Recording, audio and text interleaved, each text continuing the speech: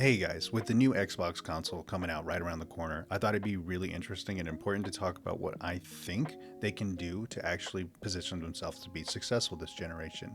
That's obviously something I think is really important because PlayStation has won the past two generations fairly easily, and we've definitely seen the effect on the Xbox console brand. And I'm not sure what another generation of them losing significantly will look like, but I know it won't be good for the brand as a whole. And I don't want this to sound like I'm trying to say I want Xbox to win over PlayStation or anything like that. Rather, what I want to see is both of these brands to be competitive. And I think the competition in the market is definitely going to be something that's going to benefit the consumer. We've seen that time and time again in the past. Matter of fact, talking about Xbox with the Xbox One and PlayStation 4 generation, because Sony was there to kind of step up the competition to the Xbox brand. PlayStation was able to make actually really good pro consumer choices that forced Xbox to flip on some of their bad consumer choices, and it ended up being better for all of us. One of the things that I'm obviously mentioning, which is very relevant today, is Xbox kind of trying back in the day, trying to get rid of the pre owned market, right? They were going to have it where you buy a disc and it just becomes part of your Xbox account. And then after that, that disc isn't really worth anything anymore. However, with that being said, Sony came out, and it's ironic to think about this now. They came out with that little video talking about how easy it is to share their pre owned disc. And literally, it's just the same way it's always worked. You just give it to a friend, and that's all it takes. Well, Xbox had to walk back their decision shortly after that. And even though they did walk back that decision, the damage was still done. That was all around E3 at that time. And because everybody kind of saw the direction Xbox was heading, it really jump started the PlayStation 4 to win that console generation quite easily. And keep in mind, this is coming off of the 360 PlayStation 3 era, where the 360 definitely won that console generation quite significantly too. And now what we see is kind of a reversal where Sony has won the PlayStation 4 and the PlayStation 5 generations, and they're feeling really confident to make some decisions that you might say are not pro consumer at all. And it's not just a fact of digital media being more popular, it's a fact of you not owning your games anymore, and also your ownership on Sony's platform being quite temporary. We've seen Sony come out time and time again and take away actual bits of media, whether it's games or movies you bought on their platform, and then completely remove them, even though you quote unquote bought them, because of licensing issues. And that's obviously an issue you don't run into with physical media. However, Sony is really hell bent right now on trying to get rid of physical media. And I don't want to give too much credit to Xbox and say like they've never thought about that or done it. Obviously, we talked about them trying to do that in the past. But also on the next generation, there was rumors for a while that Xbox also would be getting rid of physical media. However, with some more recent rumors coming out in June, a couple months ago, there's actually seems to be a reversal in that decision, where it seems that Xbox is actually planning to come out with a physical disk drive version of the console, for the next console being, of course, codenamed Project Helix. And I think this is really interesting, but also really good news for gamers, but obviously for the Xbox brand, since there isn't really any indication that Sony's going to walk back that decision, and it seems like they're very much sticking to the digital only future for PlayStation, which is unfortunate. Hopefully that will change with time, but in order for it to change, it seems like there needs to be that balancing act where Xbox has to do well, and then maybe they'll kind of come to their senses in regards to that. So that long explanation obviously explains my first point, which is one of the things that Xbox can do in order to actually position themselves to be successful this console generation is to focus on physical media. Now, it's not me trying to say that physical media is going to encompass the majority of the sales of all the games that come out on that console. I think quite the opposite. I think digital is still going to lead the way.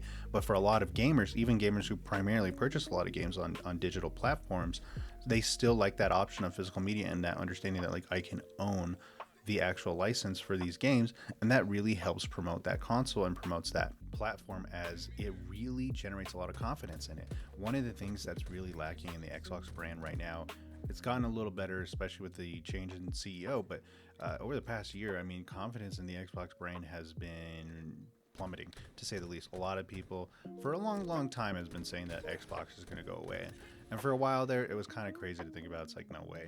But as we saw multiple changes come along and saw studios getting fired and things like that, you start to kind of get the sense that maybe things aren't as good as they should be.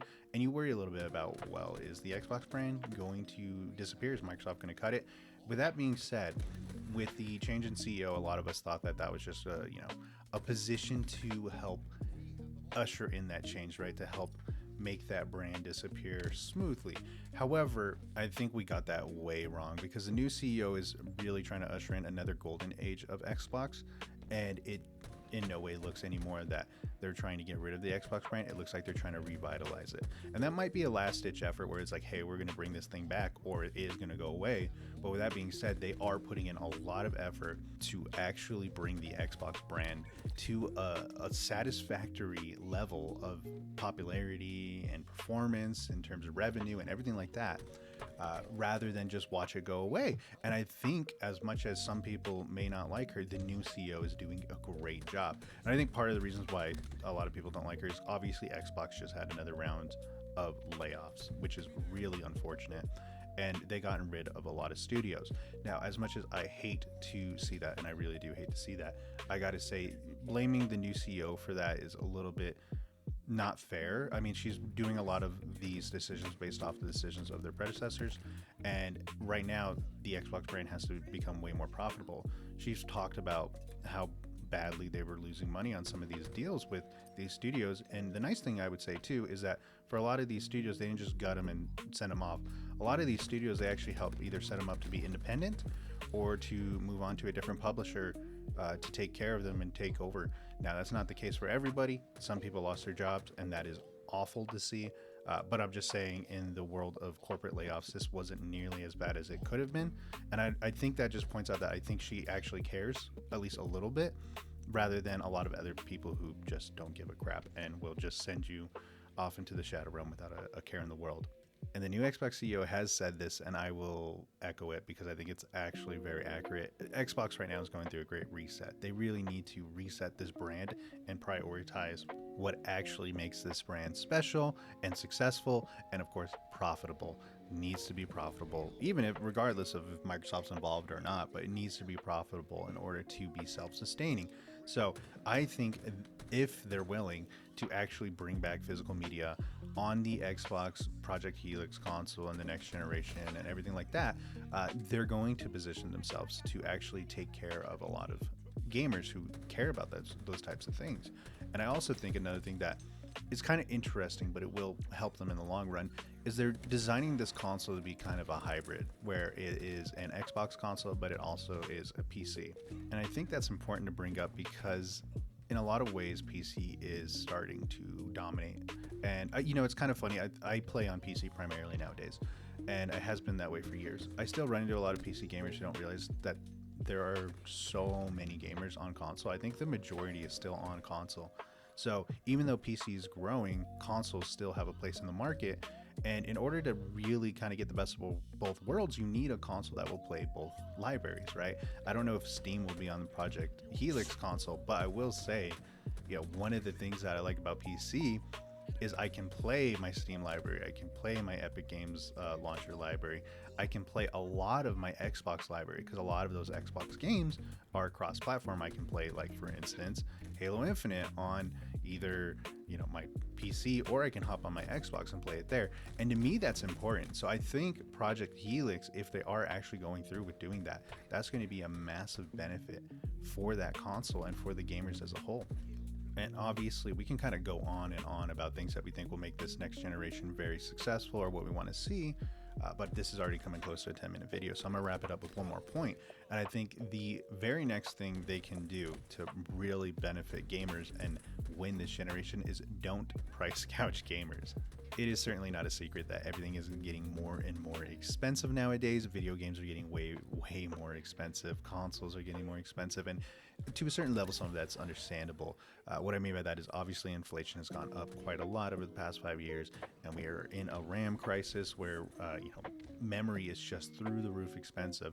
I kid you not, obviously I like to play on PC, but I like to build a lot of PCs as well. And a RAM stick or a couple of RAM sticks that cost me like $193 a year ago are like going for $800 or $900 now. It is ridiculous, the cost of hardware. So if they're able to actually get this in at a price point that's reasonable, and I think the Xbox CEO is planning to do that. So the new CEO did have an interview on Fortune where she talked about how it's unfeasible to really expect gamers to be spending multiple thousands of dollars on a console. And I think with that understanding, that means that they're going to be targeting a price point as low as they can. That doesn't mean it's going to be a low price point. I don't think it will be. You look at a lot of different pieces of hardware, and I'm not saying consoles for a reason. You can talk about the Steam machine, Steam Decks, PlayStation 5, of course, as well. And of course, the Xbox consoles. You see massive price increases over the past few years. And part of the reason for that is most likely the cost of hardware actually going through the roof. But if they're able to actually try and keep the cost of that console as far down as possible and make it so it's affordable to majority of gamers, as well as everything else that goes alongside it, right? We don't want to see games going up to $100 per game. We don't want to see, controllers hitting that price as well. We want the whole ecosystem to be affordable, or at least reasonably affordable. It is somewhat of an expensive hobby. Then you will win good favor with a lot of gamers, especially in a world where every other company is doing the opposite. Everything is going through the roof. Another indicator of the CEO understanding that is they did lower the price on Game Pass. Now, they did make some changes with Game Pass, such as I think Call of Duty is no longer day one offered in any Game Pass model, or membership level, I should say. But with that being said, they understand that price is important and that you cannot expect everybody to be paying these high prices and just dealing with it. We need to hit a price point that's reasonable for gamers. And if you're able to do that, man, are you setting yourself up for success, especially in this economy. So I think that's going to wrap it up for me on this video. It's already hitting about 12 minutes. I can go on and on about it, but I've been gone for a little bit, by the way. I wanted to apologize for taking so long to come out with another video. Been out for like 2 weeks for work, finally getting back. But with that being said, that's not very common, so I'll be back for a while now. And I just want to say thank you guys so much. I can't tell you enough how much I appreciate you guys and how much I care about this channel. So thank you so much for all of that. So with all that being said, I will catch you guys later. And thanks again.